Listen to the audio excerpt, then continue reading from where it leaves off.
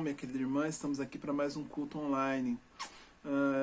Em breve nós já teremos nossos cultos presenciais. Eu vou, no final do culto, passar para você quais são as diretrizes, quais são os protocolos que nós vamos seguir para que isso seja possível. E fique conosco, assista até o final do culto. Hoje nós vamos falar sobre a intervenção divina, algo maravilhoso que acontece na vida de uma pessoa e que lhe promove a eternidade. Não perca essa oportunidade de participar de tudo isso. Fiquem com Deus e bom culto.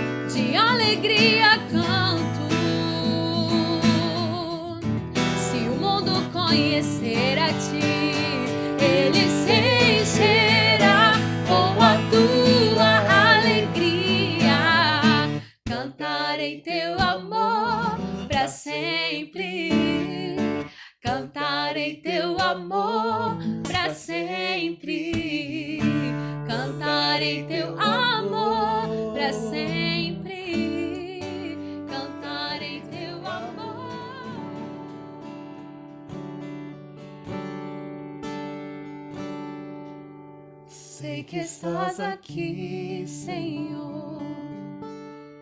Podes perceber quem sou. Podes ver se há em mim um verdadeiro adorador. A minha oferta eu ofereço a ti, Deus meu, pra reconhecer que nada tenho, tudo é teu. Quero te adorar, ainda que a figueira não floresça. Quero me alegrar, mesmo se o dinheiro me faltar. A vitória vem, mesmo que pareça que é o fim. Pois tu és fiel, Senhor, fiel a mim.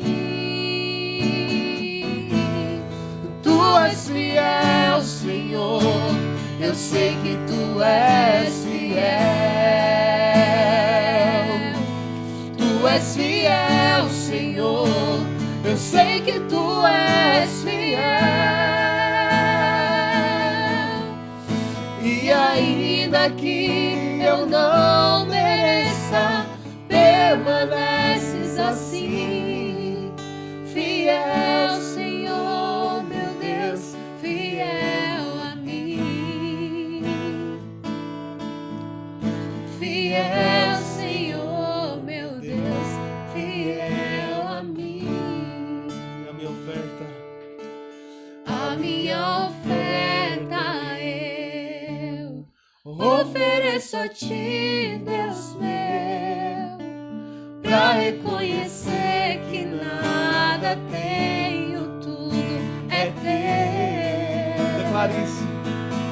Quero te adorar, ainda que a figueira não floresça.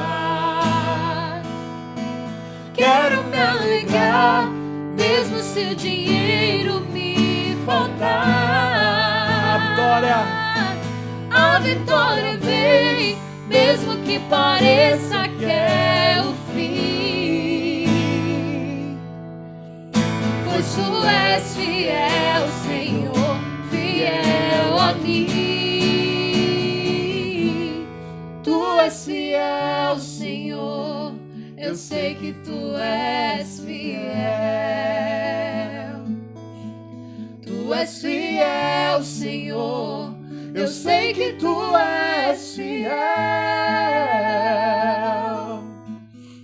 E ainda que eu não mereça, permaneces assim. Fiel, Senhor, meu Deus, fiel a mim. Fiel, Senhor, meu Deus, fiel a mim.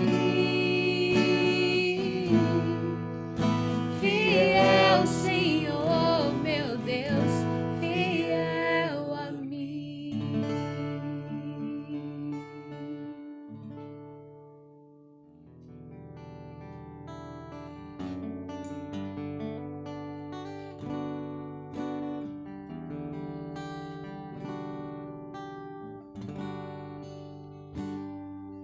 Em pedaços minha alma estava, mas por tua graça refeito sou.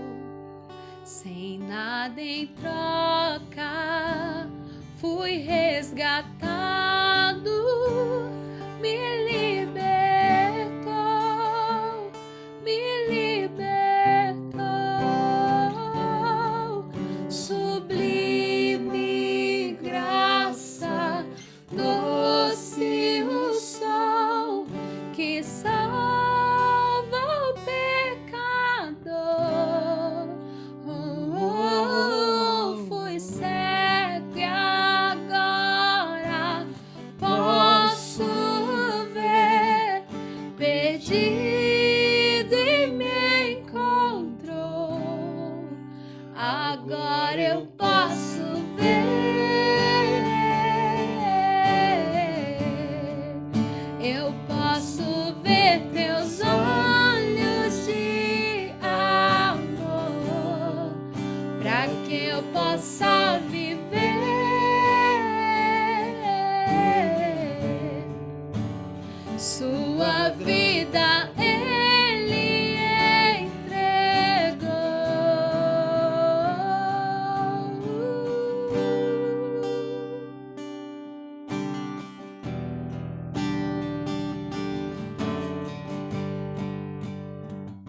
mesmo com falhas e com fraquezas, o teu tesouro em mim está.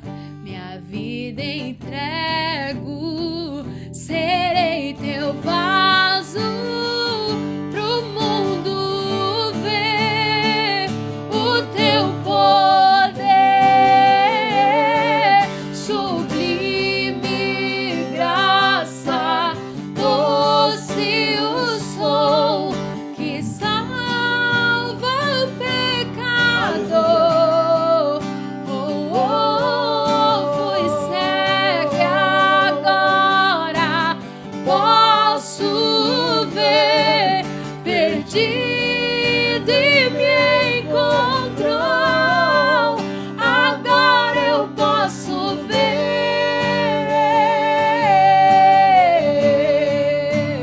posso ver seus olhos de amor, para que eu possa viver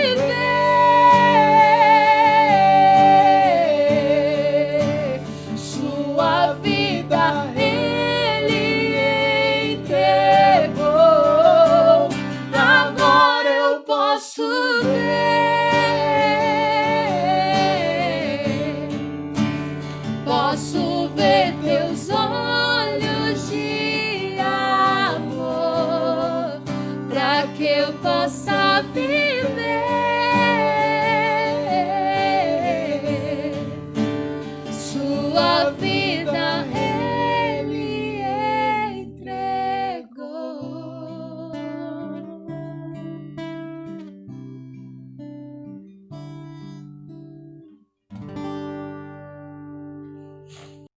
Graça e paz, meu querido amigo, meu querido irmão. Hoje eu quero começar o nosso encontro te fazendo uma pergunta. Você quer vencer na vida? Você já parou para pensar nisso? Sobre ser vitorioso, sobre viver uma vida de vitória e não apenas momentos de vitória?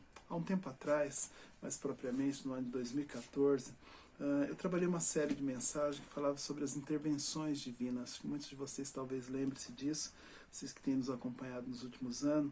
E no evento eu pude não apenas ensinar, mas aprender sobre como Deus age de uma forma extraordinária em nossas vidas, fazendo-nos experimentar milagres e coisas maravilhosas quando Ele intervém em situação, quando Ele, de uma certa forma, entra na nossa vida e nos faz enxergar que é possível acontecer coisas diferentes se nós trabalharmos processos diferentes, vivermos momentos diferentes e olharmos para coisas diferentes. Interessante é que essa intervenção divina sempre foi um precedente na vida daqueles que venceram na vida. Eu poderia citar para você os nossos exemplos um pouco mais fresquinhos, né? Algumas pessoas conhecidas nossas testaram positivo Covid-19 e ao testarem positivo começaram uma jornada de tortura.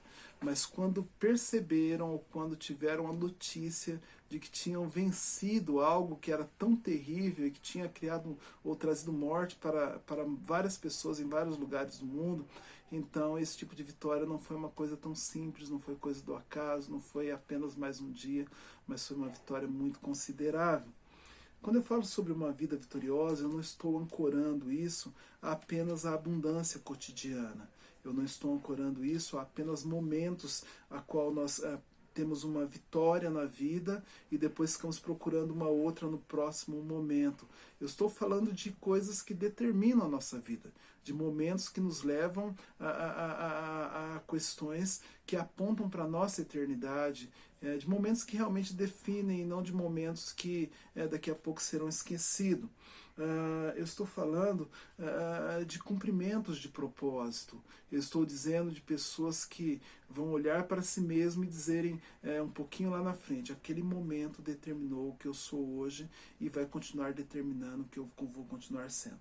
Me parece que uma vida vitoriosa tem muito mais a ver com uma intervenção divina do que como fruto do acaso. E é bem provável que nós tenhamos pessoas no nosso meio, ainda nos dias de hoje, que tenham passado, eu creio nisso, por momentos onde a intervenção divina determinou o momento da vitória da sua vida. É provável que nós tenhamos pessoas que nesse exato momento estejam passando por processos que as levem a crer que são momentos determinantes na sua vida e que a intervenção divina é algo que não dá para negociar, tem que acontecer. E é possível que durante este momento que nós estaremos conversando nesse nosso encontro, você passe a entender que Deus quer intervir na sua vida para que ela seja uma vida vitoriosa e não apenas uma vida de momentos vitoriosos. Porém, antes de continuarmos, é importante entender que a reação que nós temos diante de uma intervenção divina, ela vai dizer se nós vamos ser pessoas vitoriosas ou ela vai nos fazer pessoas derrotadas. A grande realidade é que Deus não vai te forçar a nada na sua vida que você não entenda que de uma certa forma é melhor para você. Então eu começo a analisar como é que foi a intervenção de Deus na minha vida quando aconteceu. E eu quero compartilhar com vocês rapidamente, alguns de vocês já conhecem, mas eu era um jovem, tinha de 17 para 18 anos, estava curtindo a vida como muitos jovens acreditam estar curtindo neste momento, e não quero nesse momento de forma alguma criticar qualquer tipo de faixa etária, seja jovem ou não. Mas eu estava no meu quarto, ouvindo meu som, e uma senhora, uma vizinha, o nome dela era Dona Maria, ela chegou na minha casa e pediu para que eu abaixasse o som. Eu achei um desaforo, mas eu vi uma autoridade naquela mulher que eu não podia fazer diferente. E a segunda pergunta dela, a segunda proposta dela é: você precisa visitar a minha igreja, uma pequena igreja no interior de São Paulo, e ela disse assim: você precisa ir lá e nós vamos ter nesse final de semana que precede o Natal, nós vamos ter uma cantata de Natal. E eu falei: cantata de Natal?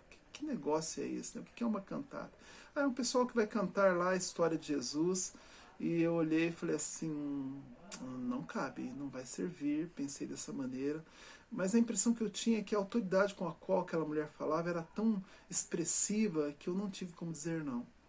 Aquele dia eu cheguei na igreja, totalmente descomprometido com o que eu fui fazer lá, mas não teve jeito. Como diz alguns irmãos, Jesus me catou pela perna. E ao ouvir aqueles cânticos, ouvir a história de alguém que me amou profundamente,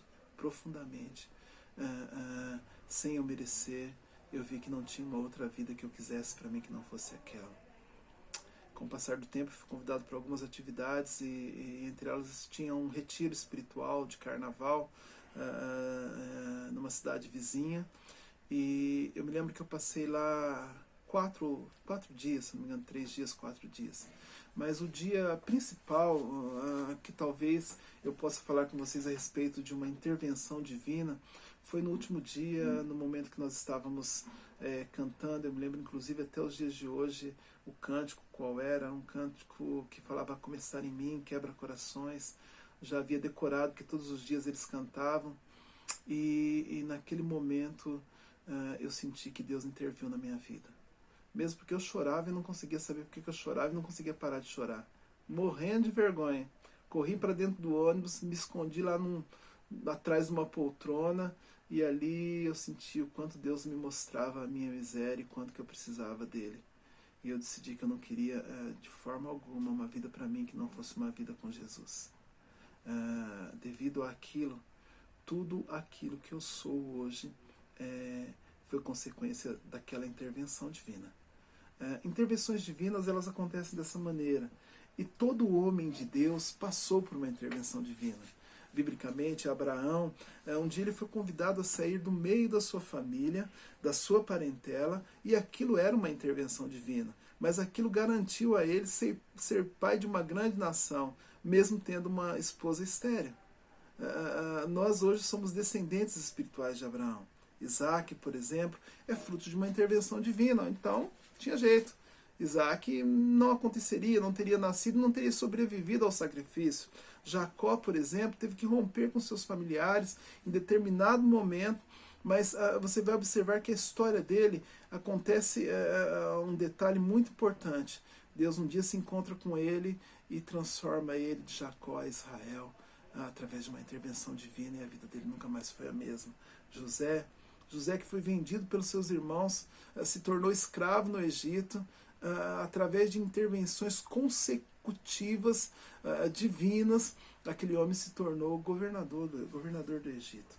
Mas tem 3 homens na história que eu quero compartilhar com vocês, 2 do Antigo Testamento e um do Novo Testamento, que me chamam a atenção no momento de suas intervenções. Um deles foi Moisés, considerado também o libertador de Israel, que é referência bíblica de mansidão.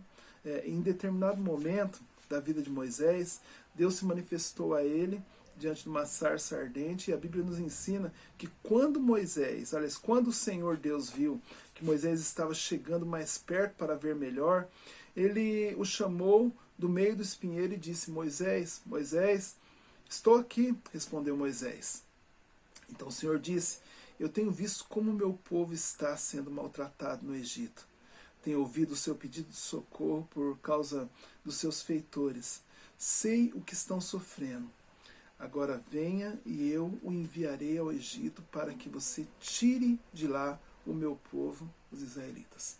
É importante você entender que Moisés poderia dizer não para Deus. Poderia responder negativamente para Deus. E até tentou fazer isso. Mas a intervenção de Deus foi algo tão poderoso na vida daquele homem que a vida daquele homem representa um marco na história dos israelitas. É interessante pensar nisso, frutos de uma intervenção divina.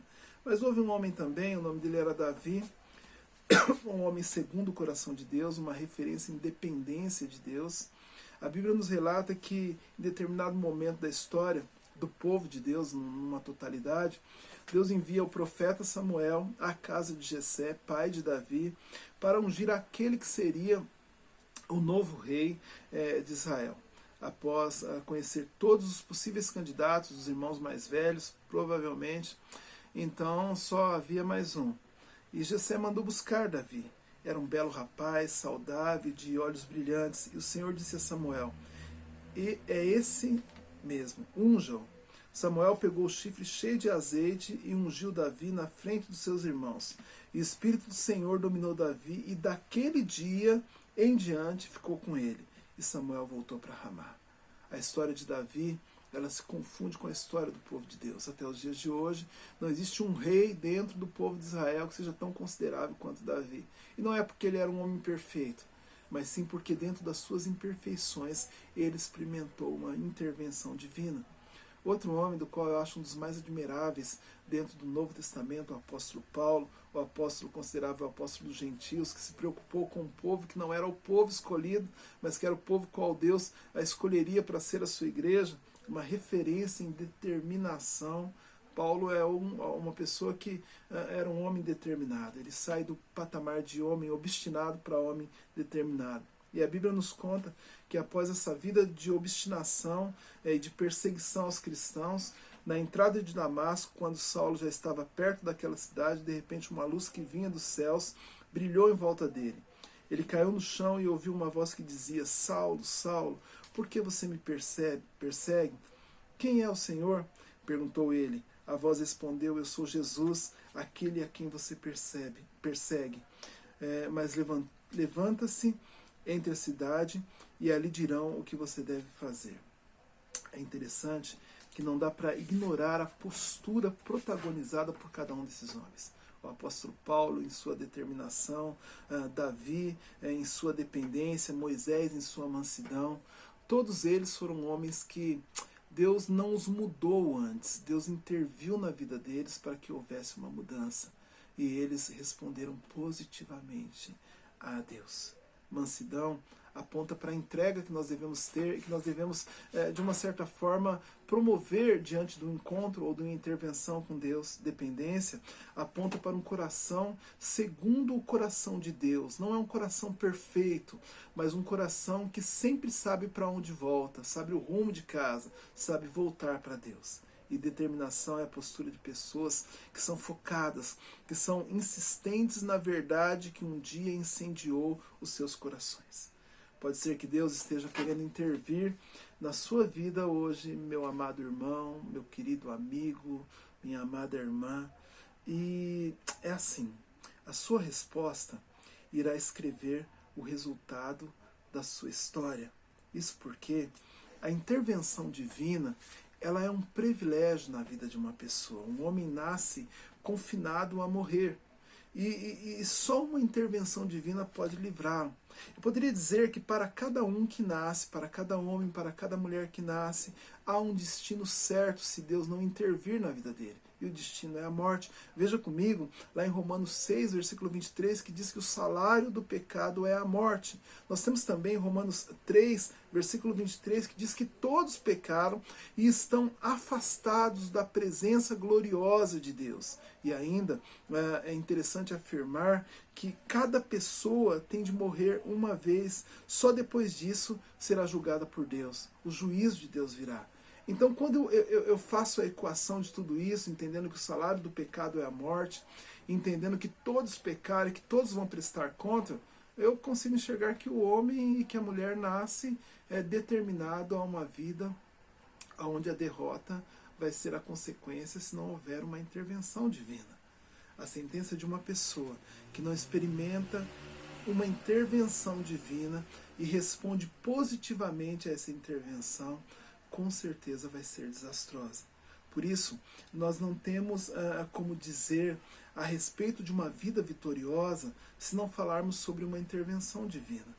É interessante que diante de tudo isso, nós vamos ver Jesus aparecendo na história, João 10, versículo 10 vai nos falar isso, e aí ele vai dizer o seguinte: eu vim para que tenham vida e a tenham com abundância.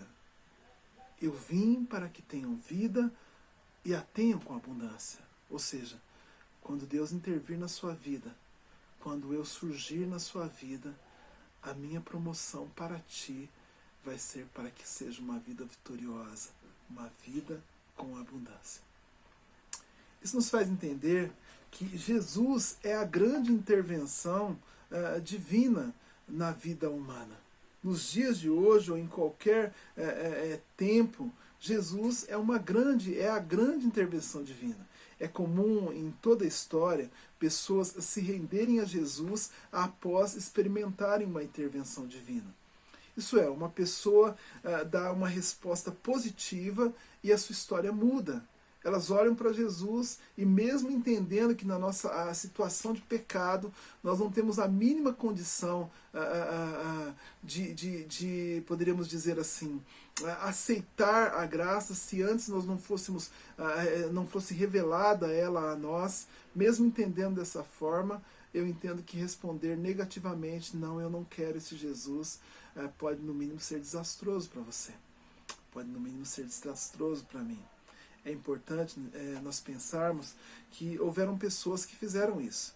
O rei Saul, por exemplo, contemporâneo de Davi, respondeu de uma forma negativa ao encontro que ele teve com Deus, à intervenção divina. O filho de Davi, Absalão, fez a mesma coisa. É interessante que no Novo Testamento, já no período de Paulo e Pedro, Ananias e Safira fizeram a mesma coisa e muitos outros homens foram resistentes. Agora eu quero te fazer uma pergunta.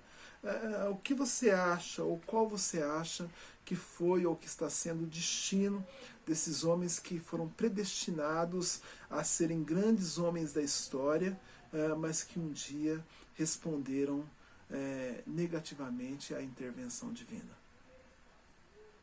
Eles são até lembrados, mas o grande fator é que o resultado daquilo que eles fizeram ou como reagiram diante de uma intervenção divina ditou o final da história deles. Pensem, onde eles estão hoje? Eu quero que você pense um pouco mais profundo. Qual vai ser a sua resposta diante da intervenção divina na sua vida? E como é que você vai escrever a sua história, não apenas o final, mas a totalidade da sua história? Deus não queria que essas pessoas, e Ele não quer que nenhuma pessoa, de uma certa forma, se perca. Não é essa a intenção dele. A Bíblia nos afirma o seguinte: Ele, Deus, quer que todos sejam salvos e venham a conhecer a verdade. 1 Timóteo 2, versículo 4. Acompanhe comigo mais uma afirmação bíblica. Vocês pensam que eu gosto de ver o homem mau morrer? Pergunta o Senhor Deus. Não, eu gostaria mais de vê-lo arrepender-se e viver. Ezequiel 18, versículo 23. Pedro enfatiza em uma de suas cartas o seguinte: O Senhor não retarda a sua promessa, ainda que alguns a tenham por tardia, mas é longânimo para convosco, não querendo que alguns se percam, senão que todos venham a se arrepender. Por isso ele enviou Jesus. E também por isso é importante que você entenda que Jesus hoje é a grande intervenção divina. É a grande intervenção para um homem, para uma mulher que quer escrever a sua história de uma forma consistente e quer terminar bem a sua vida. Terceiro lugar, e assim como é importante você entender a intervenção divina como um privilégio e entender que Jesus é a grande intervenção divina na vida de uma pessoa, é importante você entender também que nós, eu e você, somos escolhidos para intervir divinamente na vida de pessoas no tempo que nós vivemos e no contexto que nós existimos. Toda pessoa que iniciou uma vida vitoriosa com Jesus experimentou também um encontro com um discípulo de Jesus. Isso é fato. Eu contei a minha história e falei para vocês a respeito da Dona Maria. A Dona Maria foi uma discípula de Jesus que, de uma certa forma, insistiu em me conhecer e me encontrou. Ela foi usada por Deus para que eu, em determinado momento da minha vida, tivesse uma intervenção. Parece pretensioso, mas não é. É bíblico. Aquele que está em Cristo se torna uma intervenção, um promotor da intervenção divina na vida de pessoas que vão ser vitoriosas. Guarde bem isso no seu coração. Paulo já dizia para a igreja de Coríntios o seguinte: pelo que se alguém está em Cristo, nova criatura é.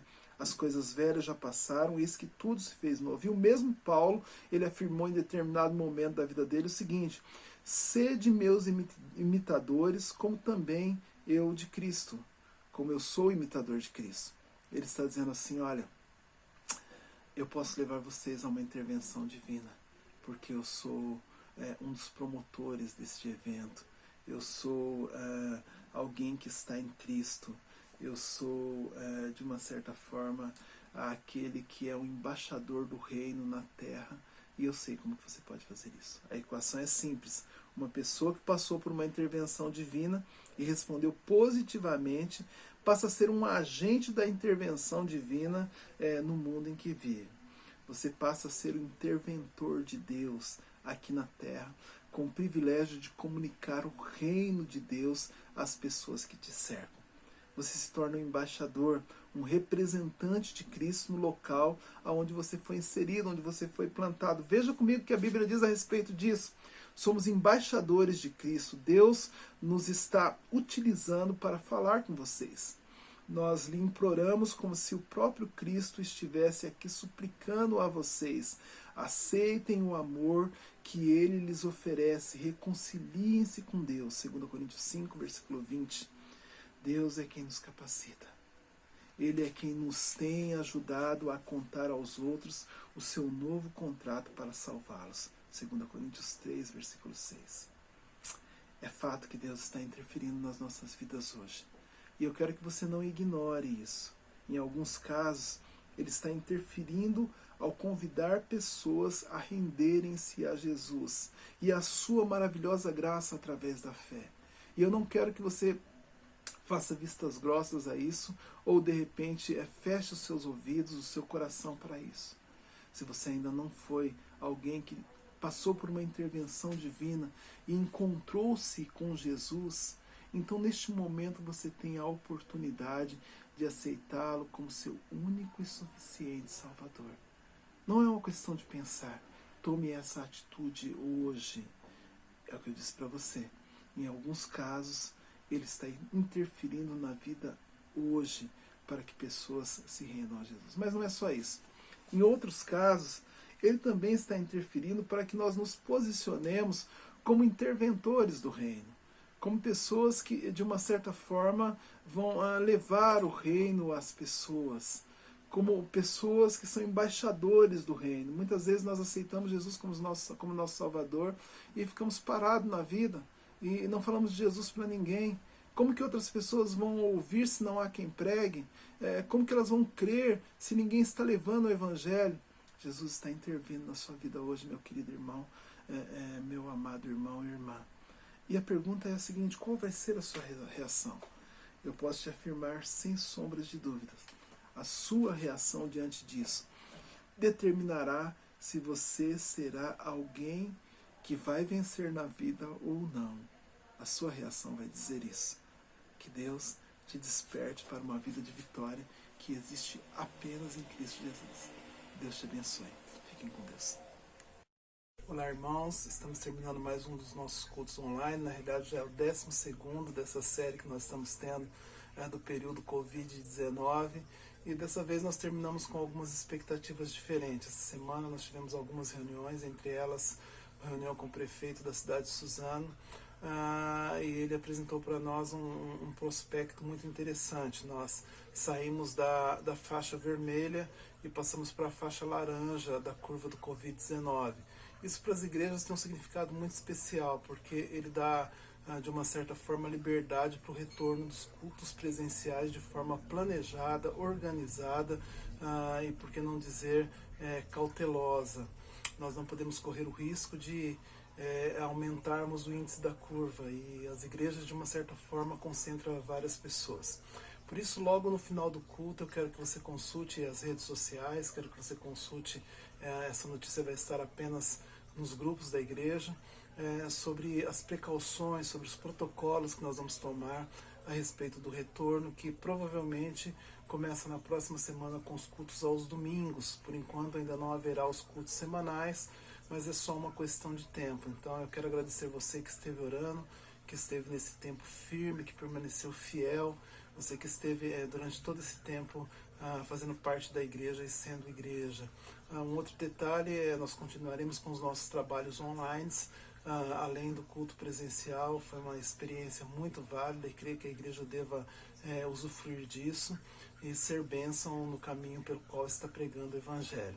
Então fique atento, fique ligado, pegue lá o seu smartphone e consulte sua rede social. Logo depois do término do culto, a gente vai estar comunicando os protocolos para o retorno, que acontecerá provavelmente no domingo da semana que vem, tanto na igreja de Itaquaquecetuba, quanto na igreja da Vila Morim, em Suzano, que são as igrejas às quais nós estamos pastoreando.